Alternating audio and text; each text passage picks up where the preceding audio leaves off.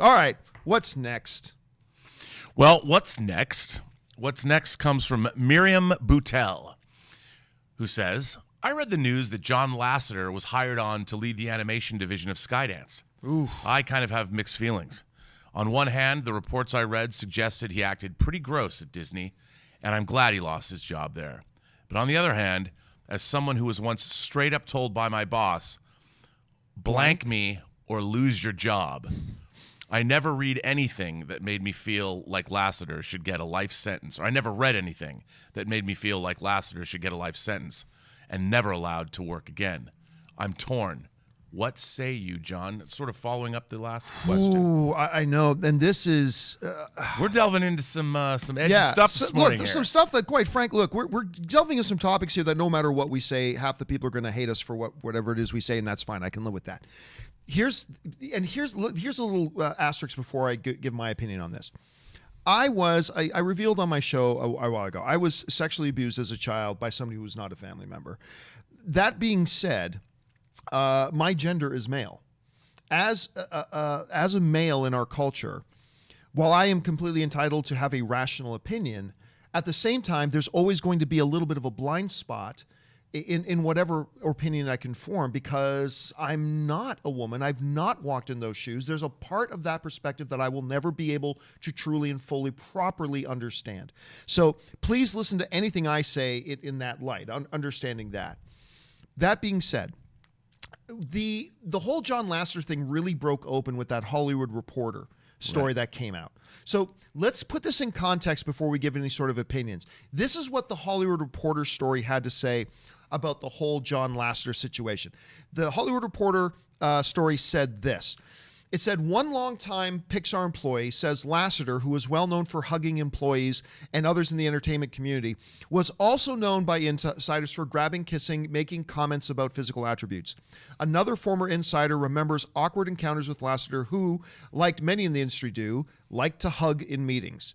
You'd hug him and he'd whisper in your ear a long time. This person says, he hugged, and everyone's looking at you, just invading the space. I really like the way, who was it? Miriam. I really like the way Miriam phrased that. Lasseter, as much of a genius as he is, as much as a pioneer as he is in the industry, you can't talk about the animation genre without mentioning John Lasseter. No. As much as that is the case, it sounds pretty convincingly he acted kind of gross. He acted pretty gross. Now, the question, something important, and Deadline wrote an article on this yesterday, and I thought the guy who wrote the article on Deadline said something pretty relevant here. He said, look, it's important to understand that this is not a Harvey Weinstein situation. This is not a guy who is facing multiple charges. This is a guy who has no criminal record. This is a guy who, he acted in an inappropriate way, but he didn't do some of the nonsense that like a Harvey Weinstein did, right? So, and that's important to make that distinction. There is a little bit of a difference here. I am with Miriam in the place that I'm glad he lost his job there. I think he deserved to lose his job at Disney. It was the most high-profile position in the entire industry. Not only the most powerful guy in the in the animation world, one of the most powerful men in movies, period, was John Lasseter. And when you conduct yourself that way, you've kind of done it to yourself. You put yourself in a position where you need to lose that job. A statement must be made, an example must be made, and especially if this is a pattern of behavior that happened over a course of years, then there's really no repairing that at that point. But I also like what Miriam said about, does his behavior require a life sentence as far as this dude should never have, a high-profile job in animation again? And I don't know. See, when I read the Hollywood Reporter reports, as contrasting, say, like a Harvey Weinstein, the first thing that comes to my mind, and this is just me, and I can have my position on this changed. Believe me, I can have my position on this changed. But I read that and I look at that and I say, okay, that looks like behavior that can be corrected. When you read about Lasseter's past behavior, it's not like some of the stuff Weinstein done where there's no coming back from it. I look at the stuff that's being reported and I say, okay, this looks like something he lost his job over and should have lost his job over. But it also looks like behavior that can be corrected. According to all reports, he's been seeing therapists and doing all the stuff you're supposed to do, but some of that could just be a PR screen, who knows. So that the idea that a Skydance would come along and say, look, we need somebody to run our animation division. We have a guy who's probably the most successful person in animation in history. We're going to vet him.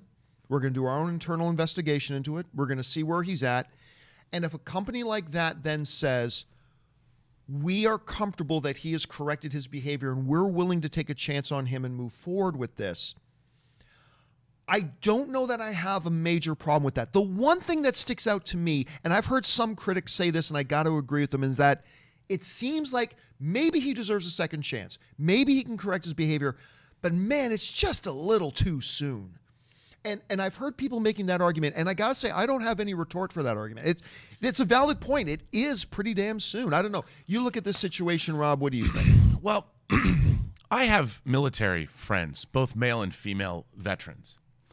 They say really inappropriate things. And they say really inappropriate things because their culture of their job, their lives can end. So they can develop dark, sardonic senses of humor. Now, I could see people on both sides, both men and women, listening to some of my things that my veteran friends have said, and they could get triggered. Oh my God, you can't say those kinds of things. But in that kind of a work environment, this kind of thing develops, and the people within that work environment understand.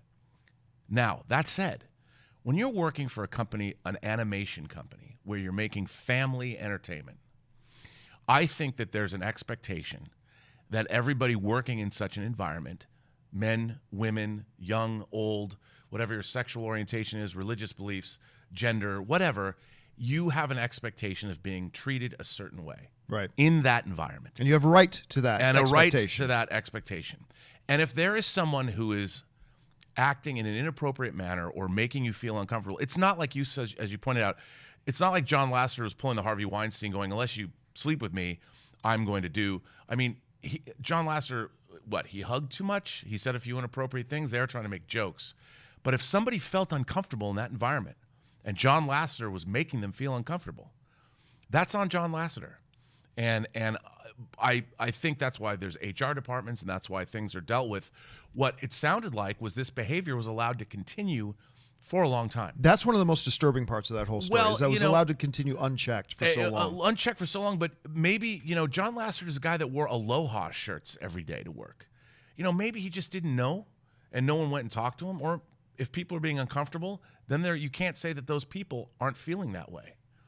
And I think it really, this is what requires adult, learned, smart behavior all the way around on every side. And we live now in a culture where people go from 0 to 60 with their outrage at the snap of a finger. And I think that as with everything, we need careful, well-considered, measured, intelligent approaches to these kinds of things because they are nuanced like everything else. But should John Lasseter never work again? I don't think so. What about the whole notion that, dude, it's been like 1 year. 1 year or less. I can't remember the specific dates of it since that whole thing happened. Do you think maybe it might have been wiser to say, for Skydance or anybody else to say, let's appoint an interim chief for 2 years, 2 or 3 years, and then let's have John Lasseter continue doing his, seeing counselors, adjusting his behavior, blah, blah, and then let's see what happens and let's maybe bring him in. Do you think maybe that the time period it might have been a little bit questionable? I don't know who's going to decide these things. I mean, we live in a world where if you believe in our system of justice, there's the presumption of innocence until proven guilty, except in the public eye, where everybody is prosecuted publicly. You're guilty, no matter what. And then, okay, if we're going to do that, if we're going to prosecute people, then we need to have some kind of a public measuring stick of how long these people go away for. Sure, but remember at the same time, this is our not, justice system. This isn't even something that John Lasseter denies, though. I mean, this isn't No. maybe John Lasseter did, maybe John Lasseter didn't. John Lasseter is acknowledged he did do these things. This is behavior he did engage in. No doubt. It's not a question about whether he did or didn't. So the question then becomes, you're right, and who brings out that measuring stick? What is the appropriate amount of time for him to spend in animation jail? I mean, I don't know. Look, we need to figure this stuff out as a society because eventually all of us are going to be burned at the stake for something at some time. And there's going to be nobody to stand around while we all go up in flames. So until we figure out these very difficult subjects and how we're going to deal with them as a culture. We better figure this stuff out, and we better start having a public debate about it, and we better stop being mad and take a step back and wonder, how are we going to move forward as a culture?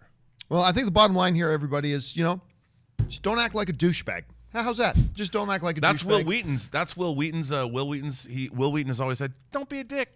Really? That's pretty much it. Simple. Don't be a dick. Simple life motto. Just don't be a dick.